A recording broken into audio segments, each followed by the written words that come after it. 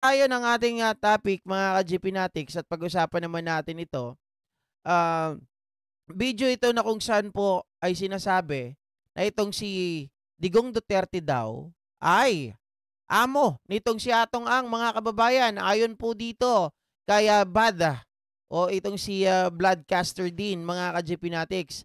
Tingnan nga natin at pakinggan kung ano po yung sinasabi ng video nitong si Bad, mga kababayan, hinggil po sa kanyang binibitawan o kanyang vlog na kung saan po ay sinasabi daw malinaw na maliwanag o malinaw na malinaw, mga kababayan, na utosan lang daw ni Digong Duterte etong si Atong Ang. Tingnan natin mga ka-GP.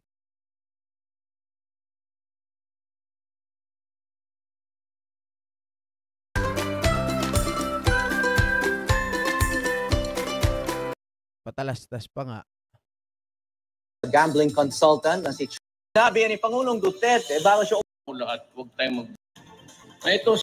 Kaya i-like nyo itong vlog para mapunta sa inbox ng mga DDS, i-share nyo to at i-refer nyo yung VAT channel to all your friends and relatives para maikalat natin.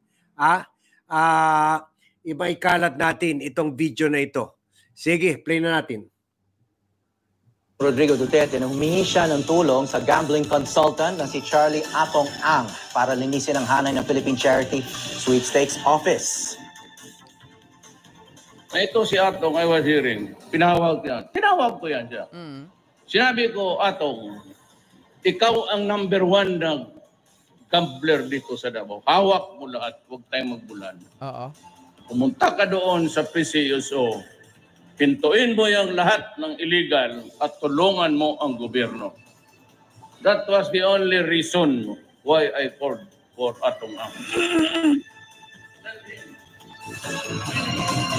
Sinabi ni Pangulo. Wala ba kayo napapansin? Puro PCSO yung target nila, mga kababayan. Si Atong Ang daw, inutusan ni Digong Duterte pumunta sa PCSO para patigilin yung lahat ng mga gambling doon sa Davao. Duterte, bago siya umalis patungong India kahapon. Kasabay ito ng pagdinig ng Senado kaugnay sa mga kontrobersya sa PCSO, kung saan humarap si Ang. Giit ni Ang, binastos umano siya ni na PCSO General Manager Alexander Balutan at dating Chair Jorge Corpus nang makipagpulong siya noong taong 2016. Ang pakay pa naman daw niya ang nasabing pagtulong sana sa ahensya. Pero taliwas dyan, una namang giniit ni Balutan na nag-alok umano negosyante ng 200 milyong piso para payagan siyang makapag-operate ng small town lottery sa bansa, bagay na tinatanggi ni Ang. So, ayan no. Kinumpirma ni Pangulong Rodrigo Duterte na humingi siya ng tulong sa gambling consultant na si Charlie Atong Ang para linisin ang hanay ng Philippine Charity Sweepstakes Office.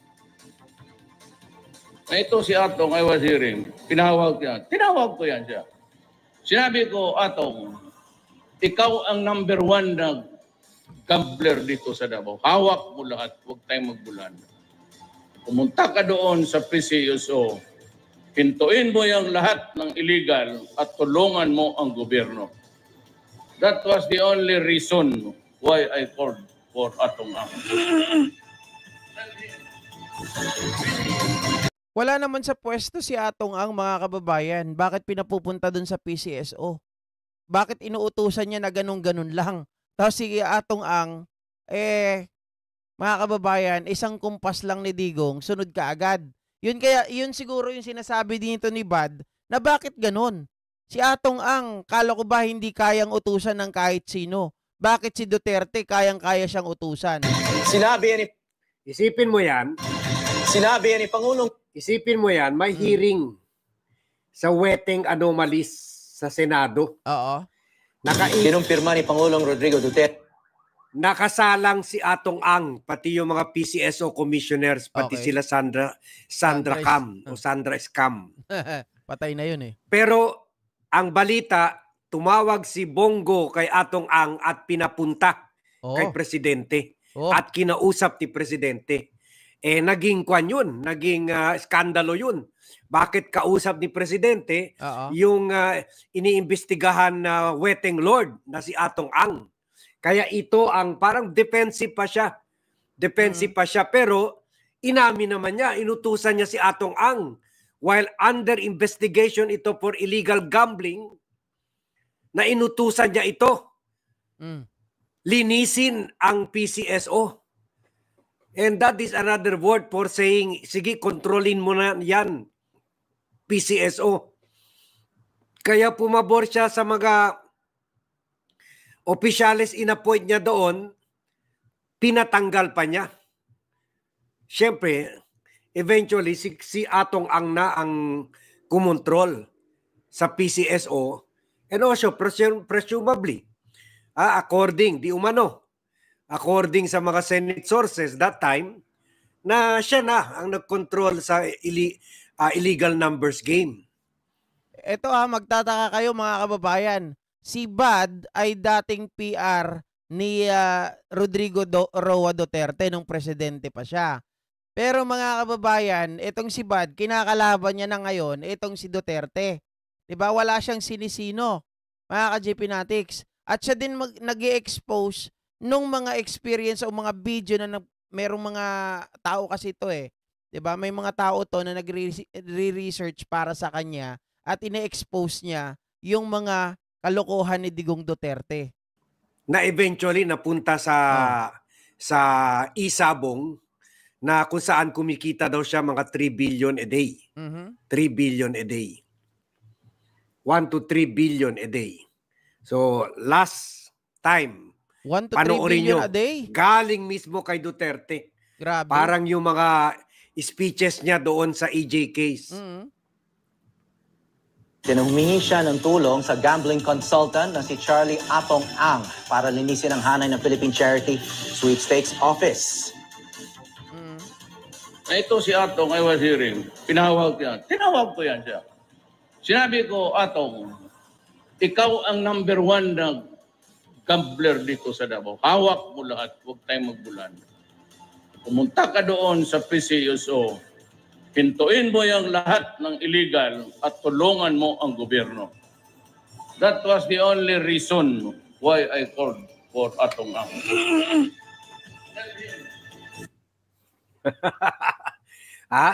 Ganito ang sinabi niya, Ganito ang sinabi niya. Tinawagan ko yan siya.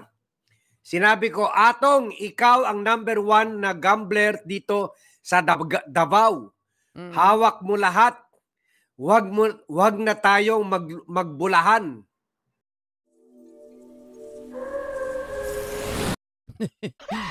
Nambibiti naman tong patalastas na to. Tayo magbulahan. O dyan lang muna.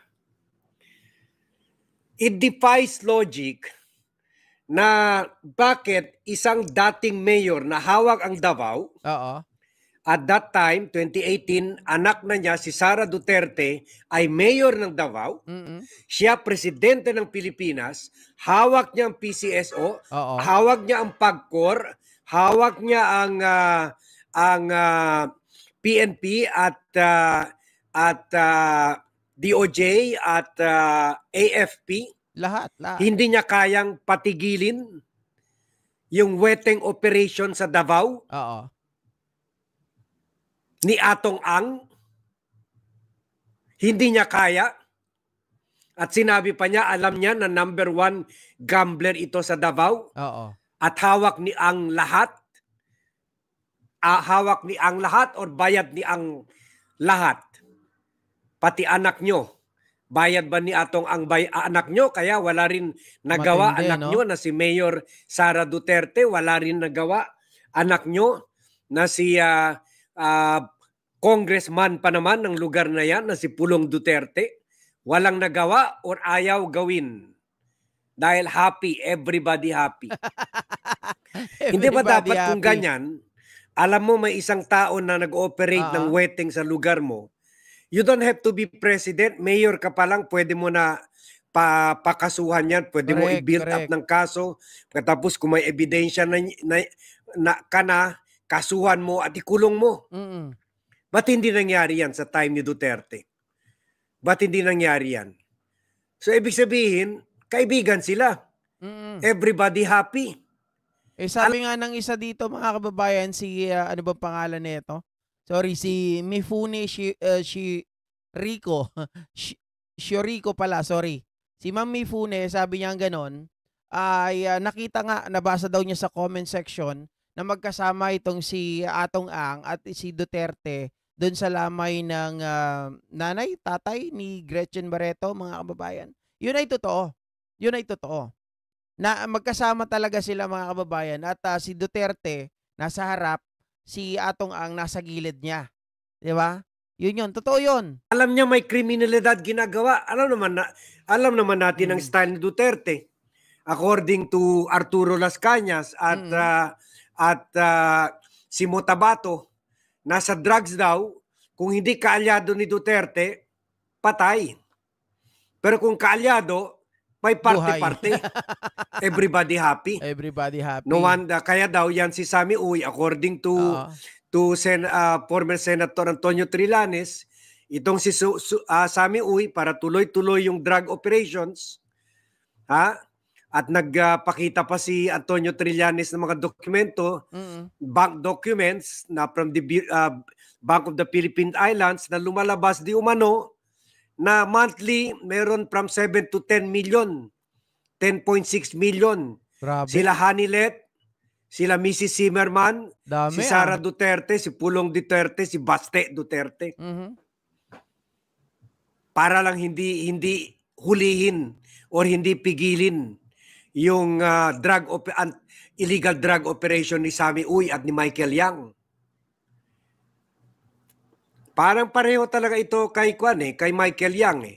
Involved sa drugs, ginawa presidential advisor for Chinese affairs. Ito rin si Atong Ang, involved sa wedding, hiningi na para sa PCSO. Linisin daw, kuno ang PCSO. o kontrolin ang PCSO. Grabe, na nakita nyo ng pattern. So, ibig sabihin kung as early as 2018, MU na sila ni Duterte, pati ni Bongo, pati ni Bato, na PNP chief.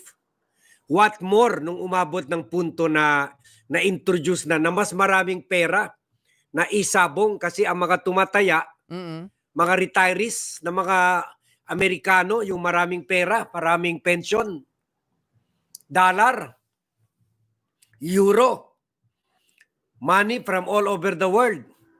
Grabe. Di umano, kumikita si Atong Ang ng 1 to 3 billion a day.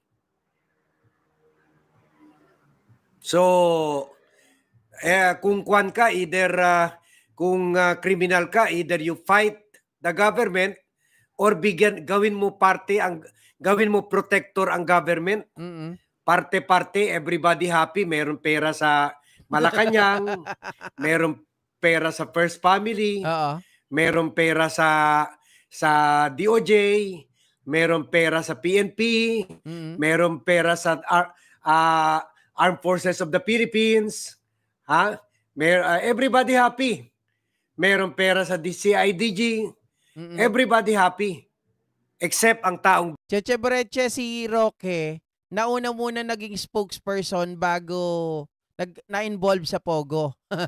Kumbaga yung pwesto niya, parang lumalabas na nagagamit niya. Diba, spokesperson siya, kaya ngayon siya yung parang nagiging representative, mga kababayan. Bayan. Except ang taong bayan. So yan ang nakikita natin na pattern emerging ngayon. Kaya napakahalaga nitong and I think my VAT team na pinadala ito sa akin na even on a Sunday kasi kahapon ko pa inutusan sila, ngayon lang nila nakita. So thank you sa mga tumutulong sa VAT team. They are very helpful to the vlogcaster. Nakakapagtaka naman talaga kasi, mga kababayan, presidente ka. Sabi nga niya na merong gambling na nangyayari sa lugar nyo, you don't need to be a president. Kahit yung mayor lang ng inyong lungsod, pwedeng-pwede nang gawa ng paraan. Pwedeng-pwede nang mag-utos ito para ipatigil yung mga gambling dun sa inyo sa Davao. Now, mga kababayan, ang isa pang matindi dito, inutusan mo si Atong Ang, ganun-ganun na lang basta-basta para kontrolin yung PCSO. Unang-una, ikaw ang pinakamataas sa pwesto. Presidente ka na. Diba? Ikaw ang may pinakamataas na pwesto. Kung tutuusin, pwede ka mag-utos within the government. Diba? Within the government. Kung sino yung mga tao na masasabi natin, pwedeng tumulong sa'yo. Bakit ka kukuha ka pa ng outsider na alam mong gambling lord, mga kababayan, to take over to help the PCSO? Diba? Ikaw ang nagsabi, gambling lord. Lahat ng sugal, hawak niya dyan sa Davao. Tapos yun ang uutusan mo. Ni kung tutuusin, mga kababayan, hindi mo naman siya appointee. Diba? Pero inutusan mo. Basta-basta, ito naman si Loco ay sumunod sa'yo. Kaya lumalabas tuloy na ayon kay dito kay Bad, sa kanyang perception, sa kanyang opinion, teka, parang may mali. Diba? Parang sunod-sunuran sa'yo si Atong Ang. Parang ikaw ang boss ni Atong Ang. Oh. Kaya sobrang dami daw ng pera ni Duterte, sabi ni Ma'am Maria Palisok. Kaya nga parang trilyon-trilyon ata yung pera eh. 'Di ba? Sobra-sobra, mga kababayan. Kaya kita nyo si Sara Duterte laging nasa ibang bansa. Oh. Kaya biruin nyo, yung babae ni Digong Duterte, ilan? 13. Apakadami. Oh. Sabi pa nga niya, iwanan nyo na ako. Maghanap na kayo ng bagong partner. Kailangan yung malaki ang laman ng credit card. So, parang sinabi niya, lahat yun tinutustusan niya. Lahat yun, mga kababayan, ay talagang binibigay niya yung luho. Biruin nyo, pag luho ng isang babae, Diyos mio, kulang ang milyon dyan. Diba? Isa-isa pa lang yun. 13 yun. Oh. Ang babae pa naman, mga kababayan, kapag yan ay jubet mo, sigurado. Tapos ikaw matanda, bata yun. Marami pong hihilingin sa iyan. Magtuturo yan. Bili mo ko nun, bili mo ko niyan. Diba? Oh. Mauubos yan dahil lahat sila makukulong. Yun nga po, mga kababayan. Diba? Sabi ni Sir Nelson Tolin kasi may kasunduan. Si Harry Roque dapat ang lawyer ni Atong. Kaso lang nagtatago. Hindi makalabas, no? Sarili nga niya, hindi niya mapaglaban, mga kababayan. Tapos, gusto niya mag-lawyer pa sa iba. Doon nga kay Digong Duterte, di siya tinanggap eh. Oh. Okay, so ito naman ang pag-usapan natin, mga ka-GP Natics.